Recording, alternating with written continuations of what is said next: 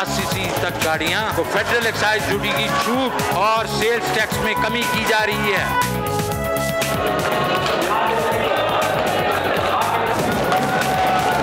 ये किसी और मुल्क का बजट और किसी और मुल्क की मईशत के बारे में बात कर रहा था। इंशाअल्लाह हम मिलके इस हुकूमत को एक्सपोज करेंगे।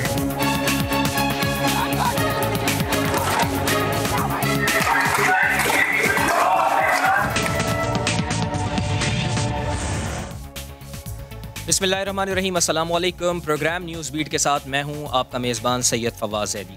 शो की मेज़बान पारस जहांज़ेब आज छुट्टी पर हैं, इसलिए आज शो की मेज़बानी मेरे ज़िम्मे है। तब्दीली सरकार ने अपने तीसरे बजट का ऐलान कर दिया नाज़रीन। इस बजट में सरकारी मुलाजमीन की तनख्वाहों और पेंशन में 3 साल बाद 10% इजाफा किया गया है। इसके अलावा छोटी गाड़ियाँ सस्ती करने का ऐलान भी किया गया है। तनख्वाहदार तबके पर टैक्सों का बोझ नहीं डाला गया है। मजदूर की कम अज़ कम उजरत 20,000 रुपये करने का ऐलान भी किया गया है। टैक्स का टारगेट 5,800 अरब रुपए मुकर्रर किया गया है। हुकूमत के नज़दीक ये बेहतरीन, मुतवाज़िन और तरक्की का बजट है, लेकिन अपोजिशन ने इस बजट को मुस्तरद करते हुए इस बजट को अवाम दुश्मन बजट करार दिया है। आज के शो में हुकूमत के नुमाइंदे से सवाल करेंगे कि ये बजट किस तरह अवाम के हक़ में है, और अपोजिशन से ये पूछेंगे कि इस बजट में ऐसी क्या खराबी है कि उनको ये बजट अवाम दुश्मन लग रहा है। हमारे साथ हुकूमत से मौजूद हैं शहबाज गिल साहब, मुस्लिम लीग नून से अली गौहर बलोच और पाकिस्तान पीपल्स पार्टी से नाज बलोच भी हमारे साथ प्रोग्राम का हिस्सा होंगे। डिबेट से पहले एक ब्रेक, हमारे साथ रहिए।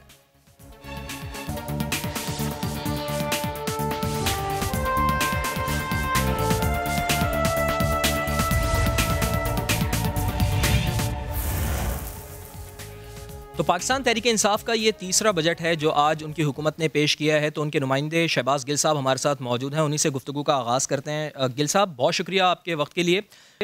ग्रोथ का टारगेट 4.8% रखा गया है। टर्नओवर टैक्स को कम किया गया है। महंगाई और इन्फ्लेशन इस हुकूमत का सबसे बड़ा मसला है। ये बताइए कि आवाम को कैसे यकीन दिलाएंगे कि ये बजट उनके लिए है, उनकी खुशहाली के लिए है। इस बजट में आवाम के लिए क्या है? जी बिस्मिल्लाहिर्रहमानिर्रहीम, आपको मेरी आवाज आ रही है? जी जी बिल्कुल आ रही है जी। आपका बहुत शुक्रिया। देखिए, सबसे पहले तो जो घर में आवाम बैठी है उनके समझने के लिए कि बजट होता क्या है। अक्सर हम ये सुनते हैं आवाम दोस्त बजट है या आवाम दुश्मन बजट है, ये दो बातें सुनी जाती हैं। बेसिकली बजट ऐसे ही होता है जैसे आप अपने घर का एक महीने की आपकी तनख्वाह आती है और आप अपना बजट बनाते हैं कि आपने उस तनख्वाह को कैसे खर्च करना है। आपके पास अगर 50,000 रुपए आपकी आमदन है तो आप सोचते हैं कि आपने 10,000 रुपए की किचन की चीजें लानी है, 10,000 आपका किराए में चला जाएगा, 5,000 फलां चीज पे खर्च होगा, 10,000 फलां चीज पे खर्च होगा। तो आप अपना एक बजट बनाते हैं। इसी तरह मुतवसत फैमिलीज को इस बात का बहुत अच्छी तरह से पता है कि कई दफा पेरेंट्स बच्चों को राजी कर रहे होते हैं कि आप इस टाइम के ऊपर ये वाली चीज मत लें, आपको अगले साल ले देंगे, क्योंकि वो अपना बजट एडजस्ट कर रहे होते हैं। इसी तरह हुकूमत भी प्रायोरिटी सेट करती है। जैसे घर में हम एक साल में, मुतवसत तबके की मैं बात कर रहा हूँ, एक साल में फ्रिज लेते हैं तो अगले साल टीवी लेते हैं। अगर घर में कोई बीमार हो गया तो शायद आपको नई चीज नहीं दे रहे। तो ऐसे ही मुल्क का भी एक आमदन होती है और एक अखराजात होते हैं, और ये किसी हुकूमत के अपने पैसे नहीं होते, किसी के बाप का पैसा नहीं होता। ये ना जब कोई पार्टी हुकूमत में हो या अपोजिशन में हो, किसी का नहीं होता। ये अवाम के टैक्स का पैसा होता है, जिसको जून के महीने में जो उस टाइम की सिटिंग गवर्नमेंट होती है वो ये बताती है कि हम अगला साल इस पैसे को कैसे खर्च करेंगे। अब इसमें बहुत सारी बातें की जा सकती होती हैं किसी बजट पे भी। ये तो पॉलिटिकल नारे हैं ना, अवाम दोस्त है, अवाम दुश्मन है। सही। असल देखना होता है कि उसको, उस पैसे को कितना वाइजली इस्तेमाल किया गया है।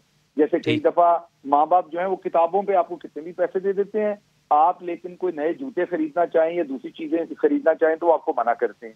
ऐसे ही जो घर का बड़ा होता है, मीन आपका प्राइम मिनिस्टर और फिर आपके फाइनेंस मिनिस्टर और दूसरे लोग, उन्होंने आपकी प्रायोरिटी सेट करनी होती।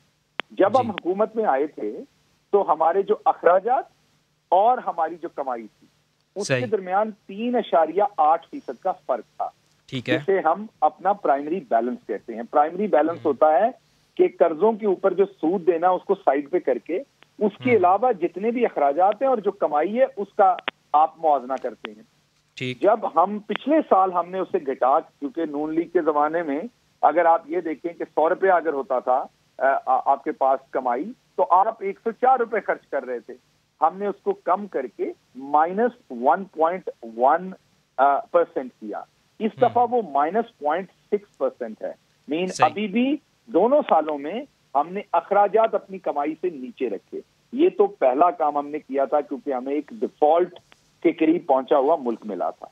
इसके साथ अब आपने सवाल किया कि इसमें से अवाम को क्या मिलेगा। इसमें अवाम के लिए सबसे पहले तो 42 अरब रुपए की डायरेक्ट बहुत सारी ड्यूटीज कम की हैं। मसलन गाड़ियों के ऊपर, छोटी गाड़ी के ऊपर तमाम किस्म की ड्यूटी खत्म कर दी गई हैं। उसकी प्राइस में 4 से 5 लाख रुपए कमी होने का इंशाल्लाह इससे इम्कान है।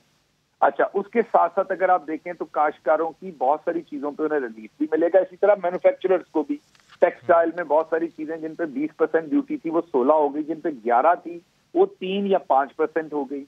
इसी तरीके से सिरिंजेस हैं या बहुत सारा जो बाकी मटीरियल है उसके ऊपर ड्यूटी खत्म कर दी गई। इंटरनेट के लिए एक तजवीज आई थी कि उसके ऊपर 5 रुपए फी GB टैक्स लगा दिया जाए, मेगाबाइट, उसको रद्द कर दिया गया। उसको मंजूर नहीं किया प्राइम मिनिस्टर ने, क्योंकि हमारे बच्चे ऑनलाइन आजकल ये पढ़ बहुत रहे अच्छी हैं, बात। हर शख्स की इंटरनेट की जरूरत है, तो उसको इस वजह से प्राइम मिनिस्टर ने रद्द कर दिया। 260 अरब रुपए हमने रखे हैं एहसास प्रोग्राम के लिए। जो पीपल्स पार्टी के जमाने में 40-45 अरब होते थे। एक उनकी स्कीम होती थी, आपको याद होगा, बेनजीर इनकम सपोर्ट प्रोग्राम, उसमें से 15-20 अरब वो खुद ही खा पी जाते थे अनफॉर्चुनेटली, क्योंकि सिंध से आपको पता है कितने सारे लोग बाद में इसमें से पता लगा कि इवन ग्रेड 21 के लोगों को भी पैसे दिए जा रहे थे। तो गरीब के पास 5-10 अरब पहुंचता था। तो इसको बढ़ा के 260 अरब तक एहसास प्रोग्राम को ले गए हैं। हेल्थ कार्ड पूरे पंजाब को दिया जा रहा है इस बजट में, और पूरे KPK को और पूरे इस्लामाबाद को। मीन हर शख्स के पास 10 लाख रुपए की हेल्थ इंश्योरेंस होगी। उसके बाद किसानों के लिए इसमें बहुत ही स्पेशल पैकेजेस हैं। कर्जों के लिए जो हमने कामयाब जवान के देने हैं और किसानों को देने हैं, उसके लिए 100 अरब रुपया इंशाल्लाह रखा जा रहा है, ताकि उन लोगों को इसके कर्जे दिए जा सकें। अच्छा, लेकिन शहबाज गिल साहब समझते हैं कि इन सारे नंबरों का जो शहबाज कह रहे हैं, इनका आम आवाम की खिदमत, बिल्कुल मैं यही कह रहा हूँ कि गाड़ी मसला नहीं है आम आदमी का। आम आदमी का तो महंगाई मसला है कि महंगाई किसी तरीके से कम। मैं यही बताता हूँ। देखिए, 2 तरीके हैं। एक तरीका है महंगाई, मसलन एक चीज जो आपको महंगी लगती है, वो जो आपसे ज्यादा मालदार आदमी है उसको वो चीज महंगी नहीं लगती, आपने देखा होगा। और जो आपसे भी कम पैसा कमाने वाला उसको वो चीज बहुत महंगी लगती है। तो असल कोई भी चीज महंगी या सस्ती नहीं होती, वो आपकी कुव्वत खरीद ऊपर होती है। अगर एक चीज 5 रुपए की है और आपकी तनख्वाह जो है वो 5 लाख है, तो आपको 5 रुपए की चीज पीनट लगेगी। लेकिन अगर आपकी तनख्वाह टोटल 10,000 है, तो 5 रुपए की चीज आपको महंगी लगेगी। तो हम लोगों की कुव्वत खरीद बढ़ा रहे हैं। वही PBS का डाटा जो हर हफ्ते जब शाया होता है, तो आप हमें तनकीद करते हैं, कई दफा जायज भी करते हैं बहुत सारी चीजों पे। पॉइंट आ गया शहबाज गिल साहब, आपने कहा कि कुव्वत खरीद बढ़ा रहे हैं, आपका पॉइंट आ गया। चीज PBS के डाटा में महंगी हो गई। वही डाटा आपको बताता है कि पिछले 3 सालों की एवरेज महंगाई हुई है 27%, और लोगों की तनख्वाह और अर्निंग बढ़ी है। बात ये ना शहबाज गिल साहब, कुव्वत खरीद आप गाड़ियों वाले की तो बढ़ा रहे हैं, लेकिन जो ग्रोसरी खरीदने वाला बंदा है उसकी कुव्वत खरीद तो बढ़ाएं ना, ताकि वो भी तो कुछ खाने पीने की अशिया खरीद सके। मैं आपकी यही खिदमत में अर्ज कर रहा हूँ। मुझे जब हम ये ब्लैंकेट स्टेटमेंट देते हैं तो ये दुरुस्त नहीं है। मैंने आपकी खिदमत में अर्ज किया कि PBS के डाटा को अगर आप गौर से देखेंगे, तो उसमें तरखान, उसमें जो आपका मिस्त्री है, जो मजदूर है, उसमें जो मेहनत कश, जो टेक्सटाइल के अंदर मेहनत कर रहा है, उन तमाम की तनख्वाह किसी की 25% बढ़ी है, किसी की 35% बढ़ी है।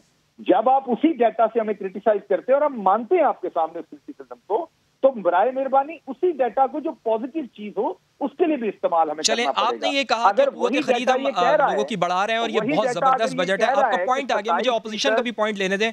शहबाज गिल साहब, आपकी जानिब दोबारा से आता हूँ। अली भाई, जिस तरह से बात कर रहे हैं शहबाज गिल साहब, उन्होंने कहा हमने कुव्वत खरीद बढ़ानी है आवाम की। आप ये समझते हैं कि वज़ीर आज़म भी आज ये कह रहे थे कि आज का जो बजट होगा उससे तमाम लोग खुश हो जाएंगे। क्या आप लोग खुश हो गए हैं? आवाम दोस्त बजट है ये? बिस्मिल्लाहिर्रहमानिर्रहीम। शहबाज साहब ने बड़ी डिटेल और बड़ा ही वो उन्होंने मुदल्लल किस्म की और बड़ी सॉफ्ट तरीके से कोशिश की है कि आवाम को जो है पाकिस्तान की को के बताएं कि शायद वो इन बातों पर यकीन कर जाए। देखें, मैं एक बात से तो एग्री करता हूँ कि वाकई बजट इसी चीज़ का नाम है कि आप बताते हैं कि ये फ़लाँ एंड है, ये इधर खर्च होना है, ये इधर खर्च होना है, लेकिन जब आपके हालात पहले 3 साल में ही ठीक नहीं है, आपने एक ठीक चीज़ को ऑलरेडी अपनी नालायकी की वजह से, अपनी नेगलिजेंस की वजह से, अपनी कमज़ोरियों की वजह से उसको ख़राब किया मुल्की हालात को। मैं मुल्क के मुआशी हालात की तरफ आज बात कर रहा हूँ। तो उस आज आप कैसे कह सकते हैं कि आप कोई ऐसा आला दीन का चिराग रोशन कर देंगे? पहली बात तो ये है कि जो गर्दशी कर रहा है वो आपने 1300 से 1200 से बढ़ा के 2100-2200 अरब के करीब कर दिया है। तो मुझे ये बताएं कि उस पर आप कैसे काबू करेंगे? जो आम आदमी किस चीज़ पर टैक्स दे रहा है? आम आदमी रोटी पे टैक्स दे रहा है, आटे पे। आम आदमी दवाई पर टैक्स दे रहा है। आम आदमी चीनी पे टैक्स दे रहा है। आम आदमी अपना घी पे टैक्स दे रहा है। आम आदमी जो है वो अपने बस के किराए पे टैक्स दे रहा है। आम आदमी पेट्रोल जो वो 1 लीटर डलवा के मोटरसाइकिल में जाता है उस पे टैक्स दे रहा है। मुझे ये बताएं कि आपने किस एंड पे रिलीफ दिया? आपकी वो हुकूमत है कि जिसने बिजली जो है वो 60 से 62% महंगी कर दी और एक तो सस्ती कर दी ना, ये रिलीफ तो दिया है ना, ये तो आप क्रेडिट दें ना। एक नहीं अभी कुछ देखें, ये जब प्रैक्टिकली ये हो जाएगा तो हम बड़े अरसे से सुन रहे हैं। देखिए कर दिया, जो 300 कर दी है। मेरी गुजारिश सुन लेना, मैंने किसी के बात में मदाखलत नहीं की, काइंडली जरा मेरी सवाल तो ले लेना सर, बड़ी लंबी हो जाएगी बात फिर अली भाई। जी आप ले बात तो पहले भी लंबी आपने बहुत सुनी है, लेकिन हुकूमत ये कहती है कि आपने इतने महंगे बिजली घर लगाए हैं जिसकी वजह से ये बिजली महंगी हो रही है। आवाम को इसी वजह से तो पिसना पड़ रहा है, बिजली के बिल ज़्यादा देने पड़ रहे हैं कि आपने जो बिजली घर लगाए वो इतने महंगे लगाए। अब हम क्या कर सकते हैं इसमें? जिस वक्त हमने महंगे बिजली घर लगाए थे ना, उस वक्त 5 रुपए का यूनिट पड़ता था जिम्मेदार को। सही है। और उस वक्त जो घरेलू सारिफ था उसका 3 पॉइंट कुछ पर था। आज आप देख लें कि दोनों के इन्होंने डबल ट्रिपल टाइम बढ़ा दिए। और फिर दूसरी सबसे बड़ी इनकी नालायकी देख लें, आज पूरे पाकिस्तान में एक कोहराम बरपा है। मतलब आपको पता है कि पिछले 5-6 दिन से गर्मी टेम्परेचर बहुत है। मतलब ये है कि मैंने आज फर्स्ट टाइम देखा, यकीन करें कि मैंने 3 साल में पहली दफ़ा देखा कि पार्लियामेंट लॉजेस में भी आज बिजली बंद हुई बजट सेशन पर जाने से पहले। 2 दफ़ा बिजली बंद हुई। मकसद चले वो कोई नहीं, अगर पूरी कौम भुगत रही है कोई इतना अनहोनी बात नहीं, लेकिन मैं ये कह रहा हूँ कि ये रेड जोन है, इधर कम से कम वो मतलब सप्लाई नहीं जाती। लेकिन वाकई मतलब एक तरफ तो आप कहते हैं कि हमने ज़रूरत से ज़्यादा बिजली बनाई, दूसरी तरफ आप कहते हैं आप वो बनाई हुई बिजली भी आप लोगों तक नहीं पहुंचा पा रहे और लोग बेहोश हो रहे हैं। बच्चों के स्कूल खुले हुए हैं, आपकी ये नालायकी आप उन तक नहीं जा रहे। दूसरी मेरी गुजारिश सुन ले 12 खरब रुपए की इनको इमदाद कह लें, इनको ज़कात कह लें या जो भी आप कह लें, 12 खरब रुपए की कोरोना की मद में मिली। इन्हीं अपनी हुकूमत ने और इनके अपनी हुकूमत के इदारों ने उस पर ऑडिट इतराज़ लगा दिए कि इस पर वसी पैमाने की करप्शन हुई है। अच्छा। मतलब है आज अगर हमें कुछ खबर सुनने को मिलती है कि आज रिंग रोड पे करप्शन हो गई, आज आटे पे करप्शन हो गई, आज चीनी पे करप्शन हो गई, आज BLT पेशावर पे करप्शन हो गई, ये तो फरिश्तों की हुकूमत थी। इस फरिश्तों की हुकूमत में हर हफ्ता तो करप्शन में गुजर गया। बजट कैसे अच्छा हो सकता है? हालात कैसे अच्छे हो सकते हैं? महंगाई का एक तूफान। मुझे बताएं जो अद्वियात 300% जो अद्वियात महंगी है वो कैसे सस्ती होंगी? मतलब है आप हर बात धौंस के जरिए, आप हर बात धांधली के जरिए मनवाना चाहते हैं। कल आपने असेंबली के फ्लोर के ऊपर बिल्डोज कर दिया। अगर आज अच्छी खबर है तो वो सिर्फ एक ही है कि जहांगीर तरीन को भी इमरान न्यादी साहब ने NRO दे दिया है और उधर अच्छी खबर है कि जहांगीर DGP चेंज किया और उधर स्टेटमेंट लिख कर भी दिया है कि जनाब हमें इसकी गिरफ्तारी नहीं चाहिए। बिलावल भुट्टो जरदारी ये कहते हैं कि ये बजट किसी और मुल्क का है। उन्हें ऐसा क्यों लगता है? आखिर बजट तो पाकिस्तान के वज़ीर ख़जाना ने पढ़ा है, पाकिस्तान की असेंबली में पढ़ा है। अगर ये बजट बहुत बुरा है तो आप बहस के दौरान अपनी तजावीज़ दीजिएगा। बिस्मिल्लाहिर्रहमानिर्रहीम।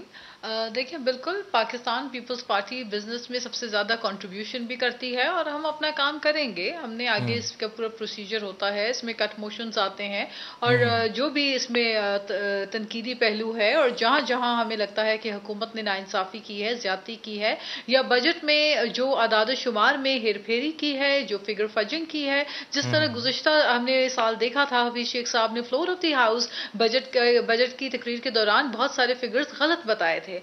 आदाद शुमार गलत बताने से मामलात अच्छे नहीं हो जाते। IMF की जो रिपोर्ट है उनके मुताबिक 1.3% जो उन्होंने बताया है कि GDP हमारी पाकिस्तान की जो बताई गई है, जो स्टैटिस्टिक्स आए हैं उसके मुताबिक 1.3% GDP है और एशियन डेवलपमेंट बैंक भी लगभग 1.3-1.5 बता रहा है, लेकिन वजीर खजाना साहब ताज्जुब की बात है वो इसको 3.9 बता रहे हैं। और इसी तरह से गुज़िश्ता साल भी जो वजीर खजाना जो रहे हफीज शेख साहब, उन्होंने भी बड़ी फिगर फजिंग की और बड़े आराम से उन्होंने जो आदाद शुमार दिए वो सब झूठ साबित हुए बाद में। तो बात यह है कि एक तो कहते हैं कि जी हम कर्जे नहीं ले रहे, फिर दूसरी तरफ आपने देखा कि 15,000 अरब कर्जा 2.5 साल के अंदर लेकर रिकॉर्ड तोड़ दिया इस हुकूमत ने। तो तमाम कर्जों का रिकॉर्ड योमिया हिसाब से भी अगर आप देख लें तो पीपल्स पार्टी के दौरे हुकूमत, नून लीग के दौरे हुकूमत को मिला लें तो फिर भी उतना कर्जा नहीं बनता जितना ये हुकूमत अकेली एक दिन में कर्जा ले रही है। और उस कर्जे के दबाव तले जो अवाम दबती जा रही है वो माशी बहरान के नतीजे में आप देख रहे हैं कि आम अवाम जो सवाल पूछ रही है। आज ही जब मैं पार्लियामेंट से बाहर निकली बजट स्पीच के बाद तो वहां पे मुझे हर शख्स, हर मजदूर, हर डेली वेजर, हर जो मेहनत इंसान है वो यही सवाल करता नजर आया कि जी हमारी तो दाल भी 350 रुपए किलो है, हमारी तो चीनी भी महंगी है, हमारा तो आटा भी महंगा है। लेकिन वजीर खजाना साहब कह रहे बम्पर क्रॉप हुई है वीट की। तो अगर वीट की बम्पर क्रॉप हुई है तो आप इंपोर्ट किस खुशी में करने लगे हैं वीट दोबारा से? फिर कीमतें तो कम होनी चाहिए थी। अगर बम्पर ग्रोथ हुई है तो फिर आपका एग्रीकल्चर इतना बूम कर गया है तो फिर उसके नतीजे में चीजें तो सस्ती होनी चाहिए थी। हुकूमत ये कहती है कि रेटिंग एजेंसियां ग्रोथ का बता रही हैं, ये अपने पास से फिगर्स नहीं दे रहे हैं और फिर वो ये भी कह रहे हैं कि जो कर्जा आप लोगों ने माजी में लिया, नून लीग ने लिया, पाकिस्तान पीपल्स पार्टी ने लिया, उस पर सूद अदा कर रहे हैं वो। चले जी, मैं आपको बड़े मजे की बात इंटरेस्टिंगली बताऊं। पहली बात तो यह है कि इस हुकूमत ने आते वक्त तो जो बड़े नारे लगाए थे उनके खिलाफ आते ही इन्होंने 13.5% पे सूद ये लेकर गए। इससे पहले कभी 13.5% पे सूद नहीं था। 13.25% के ऊपर इंटरेस्ट ये हुकूमत अपनी खुशी खुशी लेकर गई। करेंसी डिवैल्यू किया, उसका इम्पैक्ट पड़ा। 400% दवाओं की कीमतों में इजाफा हुआ। आप बिजली के नरखों में आप देखें कि इजाफा हुआ तेजी से। कहाँ पीपल्स पार्टी के दौरे हुकूमत में 2 रुपए फी यूनिट बिजली जो है अवाम को मैसर थी और आज 35 रुपए फी यूनिट पे बिजली आ गई है। अवाम की कमर टूट गई है और अवाम की जो इनकम है, इनकम कैपेसिटी है, वो आमदन जो है वो कम है और जो महंगाई का बोझ है वो 3 साल से इतना तेजी से बढ़ा है कि वो उसको बर्दाश्त नहीं कर पा रही। मैं ये सवाल पूछती हूं कि जब आप साल महंगाई करते जा रहे हैं, तीसरे साल में आकर आपने अगर 10% इजाफा किया है सैलरी में, तो ये इजाफा ये तो बहुत ही आटे में नमक के बराबर है।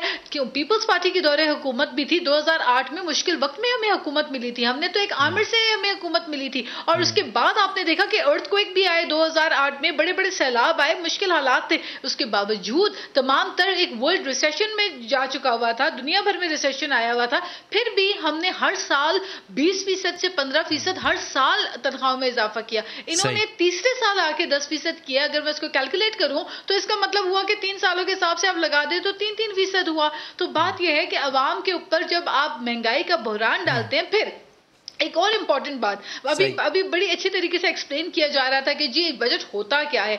देखिए अवाम सब जानती है, अवाम के लिए तो बजट ये है कि वो रिलीफ मांग रही है, उसकी महंगाई है, उससे गुजारा, उस तनख्वाह में अगर वो 30,000 रुपए कमा रहा है, उसके अखराजात 60,000 रुपए हो गए, वो कैसे पूरा करेगा इस अखराजात को? फिर बेरोजगारी बढ़ गई है। फिर आप मुझे बताएं लार्ज स्केल मैन्युफैक्चर इंडस्ट्री जिसको आप कह रहे हैं 9% उसके अंदर इंप्रूवमेंट आई है, वो 20% नीचे भी गिरी थी। आप पहले यहां से मुल्क को यहां ले जाते हैं, फिर आप कहते हैं जी यहां से अब हम जरा कुछ स्केल ऊपर आ गए। तो ये इस तरह से नहीं होता। फिर आप मुझे बताइए कि इस वक्त जो बजट आया है 8,500 अरब का बजट है, ये 8,500 अरब का। हुकूमत ने आज फाइनेंस मिनिस्टर शौकत तरीन साहब ने कहा कि जी 4,000 अरब जो है हमारा रेवेन्यू जनरेशन हुआ है। तो लाजिम फिर उसका यही हुआ बात, इसका मकसद यही हुआ कि 4,500 अरब का आपके पास शॉर्टफॉल है। तो अभी जो समझाया जा रहा था सबको कि जी आवाम समझे कि हमारे पास इतने पैसे हैं, उसमें से हमने कितना खर्च करना है। तो अब जो आपने अखराजात बताए हैं, अखराजात 8,500 अरब हैं, जिसमें से आपके पास 4,000 अरब हैं, जिसमें से आपने कर्जे की मद में भी देना है। और ये भी याद रहे कि 15,000 अरब 2.5 साल के अंदर कर्जा इस हुकूमत ने लिया है। इतना पार्टी ने 5 साल में 6,000 आपके ऊपर मुसलसल इल्जामात लगा दिए। मुझे ये बताएं कि टैक्स का इतना बड़ा टारगेट आपने रख लिया है। मुकम्मल करने दें नाज, मुझे जाना है शहबाज गिल साहब की जानिब। मेरी बोलने दें। पीपल्स पार्टी ने 5 साल के अंदर 6,000 अरब कर्जा लिया था। आप पीपल्स पार्टी को लेबलाइज कर लेते हैं, आप नून लीग को लेबलाइज कर देते हैं, उनके ऊपर इल्जामात लगा देते हैं। देखिए, ट्रांसपेरेंसी इंटरनेशनल की रिपोर्ट्स हैं, ये मेरी रिपोर्ट तो नहीं है ना। ट्रांसपेरेंसी इंटरनेशनल ने खुद रिपोर्ट दी है चंद माह पहले कि जी करप्शन में तेजी से इजाफा हुआ है। तो मुझे आप एक इंडिकेटर बता दीजिए ना, अवाम क्यों भुगत रही है? क्या ये वही हुकूमत नहीं है जो पहले कहा करती थी कि जब महंगाई होती है? पॉइंट आ गया, नुक्ता आ गया। मैं ये उनसे पूछ लेता हूँ, शहबाज गिल साहब, जिस तरह नाज बलूच साहिबा कह रही हैं कि हमने 5 साल में सिर्फ 5,000 अरब रुपए कर्जा लिया, आप लोगों ने 15,000 अरब रुपए कर्जा ले लिया है। अब जब कर्जा इतना लेते जाएंगे तो फिर महंगाई कैसे कम होगी? और टैक्स का इतना बड़ा टारगेट आपने रख लिया, 5800 अरब रुपए कैसे जमा करेंगे? गरीब आदमी 20,000 रुपए में कैसे गुजारा करेगा? शहबाज गिल साहब, ये भी तो देखें ना आप। अच्छा जी, मैं आपको 1 बाय 1 जवाब दे दूं, मुझे थोड़ा सा मौका दीजिएगा, क्योंकि दोनों दोस्तों ने बात की है तो उसमें बड़ी डिटेल में उन्होंने अपने जो एतराज़ात थे बजट पे वो दिए, जवाब देने का मौका दीजिएगा। ठीक है सर। एक तो नाज बलोच साहबा ने पूछा कि जो गंदम की रैकड पैदावार हुई है उसके बावजूद गंदम इम्पोर्ट क्यों करनी पड़ रही है पाकिस्तान को। तो मैं इनको बता देता हूँ, हाल तो ये इनका कसूर नहीं है नाज बलोच साहबा का इसमें बिल्कुल भी, क्योंकि उस टाइम ये पाकिस्तान तहरीके इंसाफ में होती, जब पीपल्स पार्टी की हुकूमत थी 2008 से 2013, तो उनका बेड़ा गर्क किया हुआ है ये। तो इनके सपुर्द तो वो करना बुरी बात है, क्योंकि उस टाइम तो ये पाकिस्तान तहरीके इंसाफ का हिस्सा थी। पीपल्स पार्टी ने अपने 5 साल की हुकूमत में जब आबादी 2 और 2.5% के रेट से बढ़ रही थी, तो जो क्रॉप की प्रोडक्शन में, जो फसलों की प्रोडक्शन में इजाफा किया वो 1.1% किया, जब आबादी 2.5% से बढ़ रही थी। फिर मुस्लिम लीग नून आ गई, जिनका किसानों से कभी कोई लेना देना नहीं है। मैं ये बात मानता हूं कि नून की निस्बत पीपल्स पार्टी थोड़ी बहुत किसानों के लिए प्रो होती है। नून लीग का कभी भी पीपल्स पार्टी के साथ, नून लीग का कभी भी किसान के साथ कोई लेना देना नहीं रहा। और वो इनके अपने नंबर्स हैं, ये नंबर्स मैंने नहीं बनाए हुए, ये इनके इकोनॉमिक सर्वे ऑफ पाकिस्तान के नंबर्स दे रहा हूँ और चैलेंज कर रहा हूँ दोनों को कि अपनी अपनी गवर्नमेंट के इकोनॉमिक सर्वे अभी निकाल लें। ये मैं इनके नंबर दे रहा हूँ इनको। नून लीग की 5 साल की जो एवरेज ग्रोथ रेट ये कहते हैं वो 4.8 था। अच्छा, उसके साथ जो फसलों में इन्होंने प्रोडक्शन में इजाफा किया वो 0.68% था। तो नाज बलोच साहबा को बहुत अच्छे से जवाब मिल गया होगा अब कि पाकिस्तान आज भिखारी क्यों बन गया, पूरी दुनिया में गंदम प्रोड्यूस करने वाला मुल्क क्यों आज गंदम इंपोर्ट कर रहा है। आप लोगों की वजह से, आप लोगों ने किसान का सत्यानाश करके रख दिया, आप लोगों ने ज़राअत का सत्यानाश करके रख दिया। एक बढ़ा रहा है, सादा बात बता रहा हूँ, परसेंटेजेस में मत जाइए। एक गांव में बैठे बंदे को पता है कि अगर 2.5% पे आबादी बढ़ रही है तो खुराक कम से कम 2.5% बढ़ाएंगे तो काम आएगी ना। 2.5% की आबादी बढ़ रही है, एक खुराक बढ़ा रहा है। सिर्फ इसमें ऐड कर, मुझे सिर्फ मैंने 2 लोगों को जवाब देना है। आपकी फवाद रजी साहब, एक सिर्फ बात सुनिएगा। कई उन्होंने बातें की, मुझे उनका जवाब। तो एक तो इनको जवाब ये आया कि ये आपकी दोनों की हुकूमत ने ऐसा काल डाला कि अनाज कम हुआ, आबादी ज्यादा बढ़ी उन 2 सालों में, 10 सालों में, और आज हमारी यील्ड जो है वो कम है। अब हमसे भी सवाल होना चाहिए कि जी फिर आपने क्या, आपने अपोजिशन पे तो एतराजात कर दिए, आपकी हुकूमत ने आगे क्या कर लिया? आपने वो कारनामा दिया या आपने सिर्फ इन्हीं को बुरा भला कहना है? उन्हीं के वजीर खजाना से आपने बजट भी पेश करवा दिया सर जी। शुगर केन की इंक्रीज 22%। क्यों हुई शुगर केन की इंक्रीज? पहली दफा पाकिस्तान की हिस्ट्री में इमरान खान ने माफिया को हाथ डाला, एक ऑर्डिनेंस लेके आए, किसान खुद कह रहे हैं, वो किसान जो हम पे भी तनकीद करते हैं और जायज करते हैं क्योंकि किसानों को हमेशा लूटा गया, वो किसान आज कह रहे हैं 80 से 90 अरब सिर्फ शुगर केन में उनकी जेब में इजाफी गया। 1100 अरब रुपया ओवरऑल एग्रीकल्चर में ज्यादा गया। 22% शुगर केन की ज्यादा प्रोडक्शन हुई। लेकिन रियलिटी तो ये है ना शहबाज भाई, रियलिटी तो ये है चीनी अभी भी 100 रुपए से ऊपर मिल रही है सर। मैं बता रहा, नहीं एक सेकंड रुक जाइए ना, चीनी की बात और है वो भी जवाब देता हूँ। एक लम्हा बलमा चलिए ना फवाद, ऐसा ना कीजिए। शुगर केन की प्रोडक्शन आपकी इंक्रीज हुई 22%, राइस की हुई 13.6%, मेज की हुई, मकई की 7.4% और गंदम की हुई 8.1%। यह है हमारी कारकर्दगी। अब आप सवाल पूछ रहे हैं कि शुगर इजाफा हो गया 52 से 100 सर, 52 से 100। फवाद, आप और बहुत सारे दोस्त एक बात भूल जाते हैं कि कोरोना जैसी वबा जो है वो सदियों में आती है। ये नून लीग, पीपल्स पार्टी और कोरोना जैसी वबाएं जो है वो सदियों में आती है, रोज नहीं आती। 18वीं सदी में ऐसी कोई वबा आई होगी, 19वीं सदी में कोई नहीं थी। 19वीं सदी अपना 19वीं में आई, 20वीं में सिर्फ 2 वर्ल्ड वॉर हुई, वो खतरनाक थी जिन्होंने दुनिया को तबाह किया था। आज वो इकोनॉमीज जो दुनिया की तरक्की याफ्ता इकोनॉमीज हैं, डेट टू जीडीपी उनकी रेशो 10% इजाफा हुआ है। इंडिया की इकोनॉमी 8% प्लस पे बढ़ रही थी, आज वो 7% नेगेटिव पे है। शहबाज भाई, फिर मैं आपको इंटरप्ट करूंगा तो आप बुरा मानेंगे, मुझे बस ये बता दें कि चीनी तो कोरोना से पहले महंगी थी ना सर शहबाज भाई। फवाद, ऐसे फायदा नहीं है आपकी आवाम के लिए, उनको समझ आए। आपके सवालों से कोई फायदा नहीं, उन्होंने बहुत सारी बातें कर दी हुई हैं। Let me answer those things, आप लोगों को पता चले हकीकत क्या है। आपने कोई नए मेरे भाई ऐसे सवाल तो नहीं कर देने ना जो पहले बात नहीं होगी हुई। नहीं सर, मैंने चुप करके सर जो फैक्ट है उनको भी तो देखना है ना। शहबाज भाई, आप करने होंगे दोबारा कर लीजिएगा। 8% इंडिया की आबादी बढ़ रही थी, मीन 8 किलोमीटर उन्होंने आगे जाना था, वो -7 किलोमीटर गए बेचारे, मतलब 15 किलोमीटर का उनको फर्क पड़ा। और हमने आपको कोविड के अंदर, मैं दोबारा रिपीट कर रहा हूं, हमने आपको कोविड के अंदर, कल जेपी मॉर्गन की 8 जून की रिपोर्ट थी कि पाकिस्तान की जो मईशत है, ये मैं जेपी मॉर्गन कह रहा है, जो अमेरिका का सबसे बड़ा मईशी अदारा है, वो कह रहा है कि 4.8-4.9% पे बढ़ेगी। तो ये 4.8-9 कोविड के अंदर असल में 10-12% के बराबर है। और आखिरी बात आपको कहूं, पीपल्स पार्टी की 5 साल की जो ग्रोथ थी वो थी 3.25 से 3.50 एवरेज। नून लीग की, इनके अपने नंबर है, मैं नहीं कह रहा, नून लीग की एवरेज 5 साल की थी 4.8%। और पीपल्स पार्टी ने 70 लाख नौकरियां क्रिएट की 3.50 के ऊपर। नून लीग के अपने फिगर्स हैं कि 4.8 के ऊपर 57 लाख नौकरियां क्रिएट की। इसका मतलब है सिर्फ ग्रोथ होना जो है वो नौकरियां और कुव्वते इस्तात नहीं बढ़ाती। हमारे यहाँ जो आपकी पर कैपिटा इनकम है वो 1,80,000 से बढ़ के 2,46,000 हुई। पीबीएस के डाटा के मुताबिक 27% पिछले 3 सालों में महंगाई हुई है और 35 से 37% लोगों की कुव्वते खरीद बढ़ी है। तो कहने का मतलब यह है कि कहने को तो कुछ भी कहा जा सकता है, मेरे दोनों मौजूद कुलीग साथ बैठे, वो कोई भी चले पॉइंट आ गया। शहबाज गिल साहब, लेकिन आपको देखना पड़ना है मुल्क कैसे दिया था और उसको आज कहाँ लेके आए। सही है, बिल्कुल ठीक है। अली गौर साहब, शहबाज गिल साहब ये कह रहे हैं कि जिन हालात में आपने हमें मुल्क दिया था, रिजर्व जो 18 पे मिले थे वो 9 पे छोड़ के गए थे, ये वो वापस 23 पे है। रेमिटेंसेस पाकिस्तान की तारीख में सबसे हाईएस्ट है, एक्सपोर्ट्स आपकी सबसे हाईएस्ट है।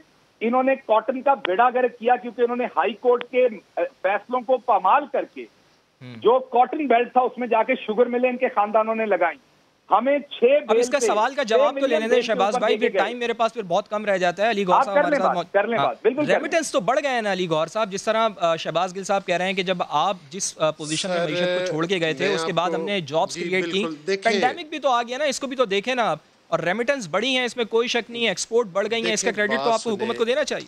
देखिए बात सुने, ये फिगर का हमेशा मतलब झूठे फिगर, फजिंग वाले फिगर, और मतलब है कि इस किस्म की ये मतलब पता नहीं इनको क्या मिलता है कि गलत फिगर देते। देखे ये ग्रोथ रेट का बता रहे, IMF कह रही है 1.1, ये मेरे पास लिखे हुए सामने पड़े। वर्ल्ड बैंक कह रहा है 0.5। अच्छा, इनका स्टेट बैंक खुद जो उन्होंने उसके ऊपर मतलब है कि क्वेश्चन मार्क किया है वो 1.5 बता रहा है। फिर मूडीज जिसके ये बड़े रेफरेंस कोट करते हैं वो 1.5 बता रहा है। मुझे ये बताएं कि ये ग्रोथ रेट अगर इनके कहने से अच्छा होता तो फिर मुल्की हालात भी तब्दील हो जाते हैं ना। हर कोई जानता है कि फिक्टिशियस किस्म के फिगर जो है वो पब्लिक को बताने में ये एक्सपर्ट है। मुझे ये बता रहे थे अभी गंदम का हवाला, ठीक है गंदम पर ही बात होगी। और भाई साहब, आपने आम जिम्मेदार की जेब से गंदम 1300 रुपये 1350 रुपये पर मन खरीदी और साथ उनको इनाम में क्या दिया, उनके ऊपर आपने मुकदमात दर्ज करवाए, उनके ऊपर आपने FIR चौक करवाई। जो आम छोटा जिम्मेदार था, जो वो बेचारा घर खाने के लिए गंदम रखता था ना, उसका नवाला छीनने के लिए भी आपने उसके स्टोर से जाकर गंदम छीनी है। फिर आपकी हुकूमत ने गंदम पाकिस्तान में ही पड़ी रही, सिर्फ कागजों में बाहर एक्सपोर्ट किया, फिर उसको वापस इंपोर्ट किया। यही वजह है कि आपके ऊपर आटा चोर और गंदम चोर का इल्जाम लगा है। दूसरे नंबर पे अभी आप चीनी की बात कर रहे थे, चीनी का आपको बड़ी अच्छी तरह से पता है 50 रुपए किलो मिलने वाली चीनी आज मुल्क में 125, 150 और अभी भी 100 रुपए से ऊपर है। जो आप कहते हैं कि नून लीग ने जिम्मेदारों के लिए कुछ नहीं किया, ग्रोवर्स के लिए कुछ भी नहीं किया। जो जब हमारा टाइम था उस वक्त DAP खाद की जो कीमत थी भाई साहब 2400 रुपए पे हम लेकर आए थे, 3500 से कम करके, और आज आपकी 4500 रुपए की एक बोरी मिल रही है। आप भी अक्सर जगह पर बताते हैं जाकर कि मेरा बैकग्राउंड देहाती है और मैं जिम्मेदार हूं, तो फिर कम से कम साइड तो बोले ना मेरा भाई। इसको आप टीवी शो में तो आके झूठ बोल लेंगे, जो आपके गांव में लोग बैठे हैं वो आपकी बात मानेंगे? उस वक्त जिस जिम्मेदार को 5 रुपए यूनिट मिलता था, आज आप उसको 12 रुपए दे रहे हैं और उसकी आमदन में 1 रुपया भी इजाफा नहीं हुआ, बल्कि उसके ऊपर 60% बिजली महंगी होगी, 300% अद्वियात के रेट महंगे हो गए। वो बेचारा तो उसकी कमर टूट के रह गई है। आज खत्ते गुर्बत से 2 करोड़ लोग नीचे खत्ते गुर्बत से आगे, पॉवर्टी लाइन से नीचे आ गए। गिल साहब, आप कौन सी बातें कर रहे? अच्छा, आप किसको आप एक एंकर को बेवकूफ बना लेंगे? आप इधर आकर हमारे साथ मुकाबला लगा लेंगे टॉक शो में बैठ के कि ये मैंने बड़ा कमाल कर दिया फिगर। ओ भाई, वो चीनी का रेट पूछते हैं, वो दवाई का रेट पूछते हैं, उन्होंने आपके वो जो आपने हेल्थ सर्टिफिकेट दिए। बजट के ऊपर इतने इतराज़, मेरी गुजारिश सुने, मुझे ब्रेक पे जाना है अली भाई, मुझे ब्रेक पे जाना है बस। नहीं सर, आप देखिए मेरी गुजारिश सुने। हेल्थ कार्ड जो आपने दिए थे, हेल्थ कार्ड, यकीन करें वो 1% भी इस्तेमाल नहीं हो रहा, वो 100% फ्रॉड है। किसी बंदे को अस्पताल सरकारी में जाएं तो दवाई नहीं मिलती। हेल्थ कार्ड आप उठाएं और चले मेरे साथ हॉस्पिटल में, कोई पेशेंट लेकर जाएं, मैं देखता हूं उसके हेल्थ कार्ड पे कहते हम अवाम में नहीं रहते, हम उन गलियों में नहीं फिरते जहां पर अवाम रहते हैं। वो सर सब धोखा और फ्रॉड है। कोई हेल्थ कार्ड ना कहीं वो इस्तेमाल होता है, ना कोई उस पर दवाई देता है। एक ब्रेक लेना है मुझे साहिबा, आपकी जानिब भी आता हूं, और आप लोगों के ऊपर बड़ी हैवी जिम्मेदारी होती है कि अगर आप लोग इतना एतराज़ कर रहे हैं तो फिर बजट पास होना है। आप अपनी तजावीज़ दें हुकूमत को, अगर वो मुनासिब लगती हैं तो फिर वो उसमें शामिल करेंगे, क्योंकि अभी इसके ऊपर बहस भी होनी है, फिर उसके बाद बजट को पास होना है। ब्रेक लेते हैं और ब्रेक के बाद दोबारा हाजिर होते हैं।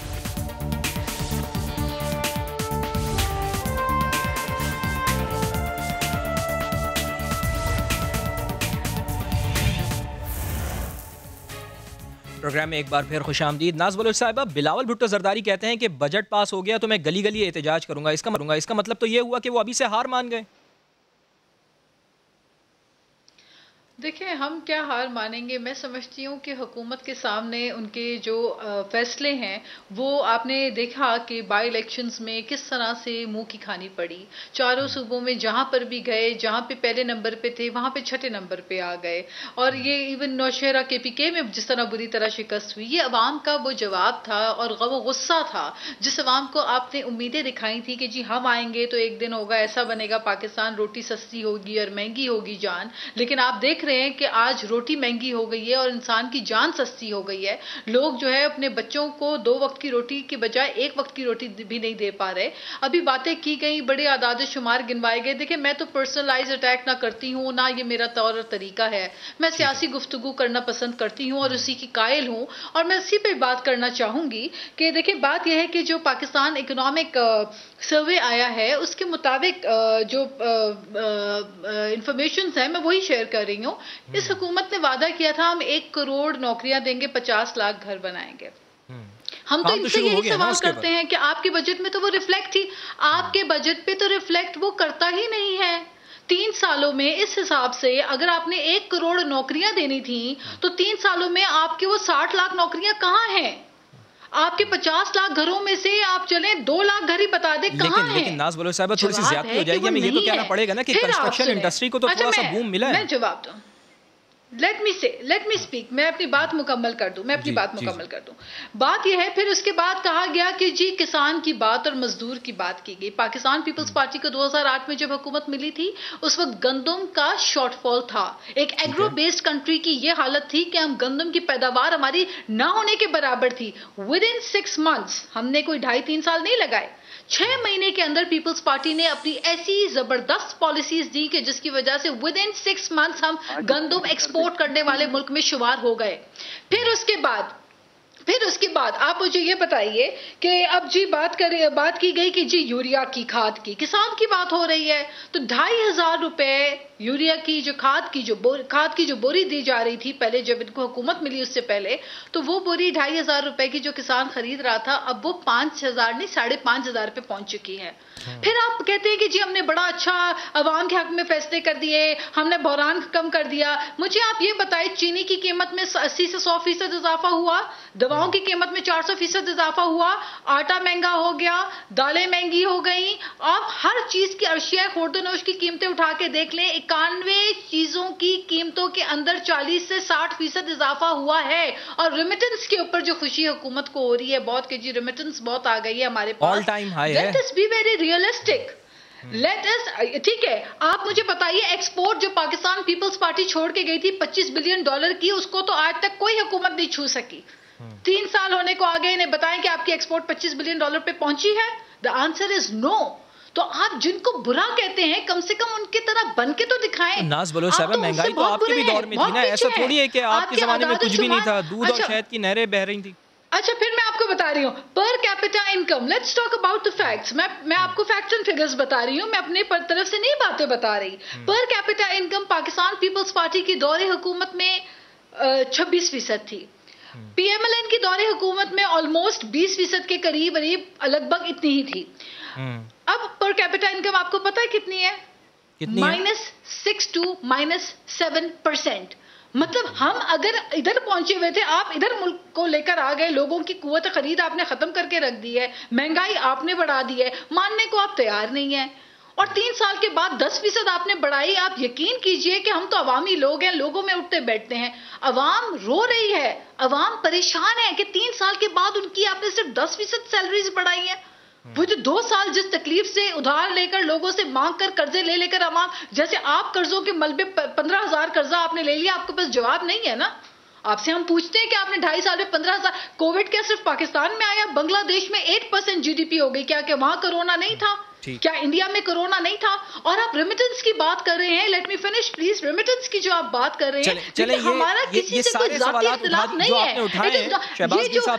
ये जो मैं आपको एक बात, नहीं मैं अपनी बात मुकम्मल कर दूं। हमारा किसी से जाती इख्तिलाफ नहीं है, ना होना चाहिए। हमारा इख्तिलाफ जो है पॉलिसीज के ऊपर होना चाहिए। जब आपकी माशी पॉलिसीज गलत होंगी, अवाम गुस्सा करेगी, अवाम को दुख होगा, अवाम को तकलीफ होगी, ऑपोजिशन अवाम के वोटों से आई है। ठीक करने के लिए तो सब कदम उठाए जा रहे हैं हुकूमत की जानिब से, और ये कह रहे हैं, यकीन दिला रहे हैं कि एक्सपोर्ट बढ़ जाएंगी। शहबाज गिल साहब, ये कौन से सही कदम है? ठीक, शहबाज गिल साहब, मुझे ये बताएं कि आप चूंकि आपने बजट को पास करवाना है, ऑपोजिशन से कोई राब्ते होंगे, इनसे बातचीत होगी, इनसे मुलाकातें होंगी ताकि बजट को पास कराया जाए, और आपकी मौजूदगी में मैं ये फ़ायदा उठाना चाहता हूँ। एक बड़ा अहम सवाल है कि वफाकी काबीना ने तो ये बजट अप्रूव कर दिया है और आज कौमी असम्बली में भी पेश कर दिया गया, लेकिन क्या IMF इस बजट को अप्रूव करेगा? और अगर IMF इस बजट को अप्रूव नहीं करता तो क्या कोई ऐसी सूरत है कि IMF के प्रोग्राम से बाहर निकल सके? अच्छा, आपका ये शौक बिल्कुल पूरा किया जा सकता है, लेकिन कि ऐसे आप मुदल्लल और सवाल पूछें, लेकिन आवाज आ रही है आपको मेरी? जी जी जी जी आ रही है। हाँ जी, लेकिन उसके लिए फिर जरूरी है कि आप हुकूमत के नुमाइंदे को सामने बैठा के 1-on-1 प्रोग्राम किया करें। अब जब आप 2 अपोजिशन के बंदे बिठा दें तो आप मुझे उनके जवाब देने दें, अपना सवाल बीच में ऐड ना करें, वरना वो खाली रह जाएंगे सारे सवाल। चलें, आप इनका भी जवाब दें, फिर मुख्तसर कर लीजिएगा शहबाज गिल साहब, चूंकि टाइम बहुत कम है। अब मैं जरा इनको जवाब दे दूं। किसी ने ट्यूशन पढ़ाई मेरी बहन को, लेकिन वो सबक याद नहीं हुआ। पर कैपिटा इनकम माइनस में नहीं होती, पर कैपिटा इनकम कम होती है या ज्यादा होती है। लेकिन बहन मेरी को फाइनेंस नहीं आता होगा, किसी ने ट्यूशन पढ़ाई तो ठीक नहीं पढ़ाई। मैं अब DAP की बोरी की बात करती हूँ। जब किसान ने गंदम बोई थी तो DAP की बोरी 3300 रुपए। 3300 रुपए। एक मिनट आप बात सुन लेना मैडम, मैं आपकी बारे में बोला नहीं था मैडम, मैं आपकी बारे में बोला नहीं था। डिक्रीज हुई है। जब किसान ने इस साल गंदम लगाई थी तो 3300 रुपए की DAP थी। इंटरनेशनल हमने 500 रुपए एक दफा गंदम बढ़ाई, 100 रुपए एक दफा। हमने 20,000 किसान को गंदम की कीमत बढ़ा के दिया। नून लीग ने पूरे 5 साल में सिर्फ 100 रुपया गंदम बढ़ाई थी। हमने उसे पर एकड़ 20,000 रुपए ज्यादा दे दिया गंदम का। 2 बैग उसने अगर डाले हैं, इंटरनेशनल मार्केट में अगर ऊपर गई आज 5600 की, 5500 की, 5400 की DAP है बिल्कुल, लेकिन वो इंटरनेशनल मार्केट की वजह से है, हमारी वजह से नहीं है, वो यहाँ नहीं बनती। और दूसरी बात, नून लीग वाले ये बात किस मुंह से कहते हैं? जब ये 500 रुपए की सब्सिडी देते थे तो 650 रुपए की, जब ये $500 के रेट बढ़ गए। यार बात तो सुन लेना, अब बात सुन लेना, आप बीच में तो ना बोले ना। जब 500 रुपए की ये सब्सिडी देते थे तो 650 रुपए सही बात लगाया हुआ था। साथ बतानी पड़ेगी ना, जो जमीनी हकायक है। यार आप बात नहीं सुनते ना, मैं आपकी बारी में किसी के नहीं बोला, मेरा माइक्रोफोन म्यूट था। आपकी लेकिन आपके साथ साथ गुजारिश कर रहे हैं कि आप हमें, अगर आप हमारे बातों का जवाब दे रहे हैं तो हम भी आपसे सवाल कर रहे हैं, आप साथ साथ जवाब दे दें। जवाब देने दे फिर सवाल करें, पहले मुझे बात करने दें। आप जवाब तो दे ही नहीं रहे मेरे भाई, आप तो अपनी टीम से बाहर हैं। मुख्तसर के साथ जवाब वो लोग हैं जिन्होंने किसान को मार दिया। आपके टाइम में डीएपी क्यों महंगी है? डॉलर आपने बढ़ा दी इसलिए महंगी। आप मुझे इस बात कही, आप डीएपी की वजाहत कर देंगे क्यों महंगी है? इनको चुप कराएंगे आप? अली आप खामोश हैं। अली भाई थोड़ा सा खामोश है, उनके मैंने बड़े महजब तरीके से प्रोग्राम पूरा किया है। शहबाज भाई बिल्कुल आज पार्लियामेंट में भी, ये आज पार्लियामेंट में भी बहुत यही रिक्वेस्ट कर रहे हैं भाई, और वहाँ खवातीन भी खड़ी थी। मैं आपसे यही गुजारिश कर रहा हूँ, घटिया इशारे कर रहे हैं। मैं आपसे यही गुजारिश कर रहा हूँ कि डीएपी की बता दें कि क्यों महंगी है।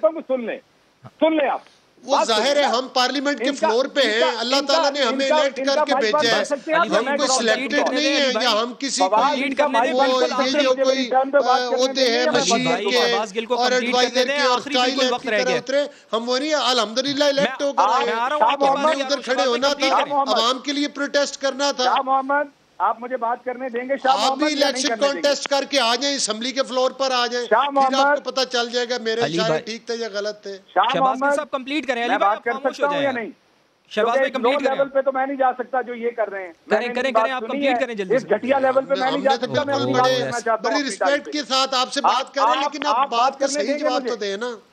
आप मुझे बात करने देंगे? आप असेंबली के फ्लोर को आप कैसे, आप तो असेंबली के मेंबर ही नहीं, आप क्यों क्रिटिसाइज कर रहे हैं? बात करने देना। आप असेंबली के मेंबर बन के जो उधर करतूतें कर रहे थे वो देख ली ना सबने। वो ठीक आवाम के लिए कर रहे थे। तुम्हारा खत्म हो गया। शहबाज गिल साहब पाकिस्तान साहब से आपका बहुत शुक्रिया। नाज बलोच साहिबा पाकिस्तान पीपल्स पार्टी से हमारे साथ मौजूद थी और अली गौहर बलोच पाकिस्तान मुस्लिम लीग नवाज से हमारे साथ प्रोग्राम में मौजूद थे। नाज़रीन प्रोग्राम में फिलहाल इतना ही। अपने मेज़बान फवाज़ ज़ैदी को इजाज़त दीजिए। अल्लाह ने